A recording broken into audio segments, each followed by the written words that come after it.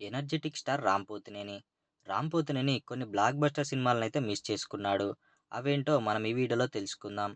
Ram Pothineni YVS Chowdary డైరెక్షన్‌లో వచ్చిన 'దేవదాస్' సినిమాతో టాలీవుడ్‌లోకి ఎంట్రీ ఇచ్చారు. ఫస్ట్ మూవీనే సూపర్ హిట్ కావడంతో రామ్ పోతినేనికి టాలీవుడ్‌లో మంచి గుర్తింపు వచ్చింది.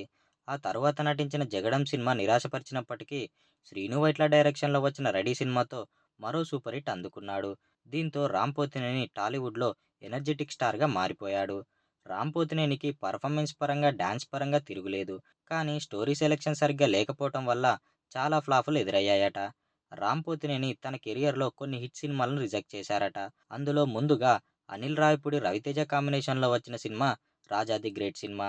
ఈ సినిమాలో ముందుగా రామ్ పోతినేని నటించాల్సిందట. కానీ కొన్ని కారణాల వల్ల రామ్ పోతినేని ఈ సినిమాని వదులుకున్నారట. ఆ తరువాత రామ్ పోతినేని వదులుకున్న మరో successful cinema 'love story'. Naga Chaitanya, Sekhar Kammula, Sai Pallavi కాంబినేషన్‌లో వచ్చిన ఈ సినిమా సూపర్ హిట్ అయింది. ఈ సినిమాని కూడా రామ్ పోతినేని వదులుకున్నారట. ఆ తరువాత రామ్ పోతినేని వదులుకున్న మరో సినిమా 'బింబిసార'.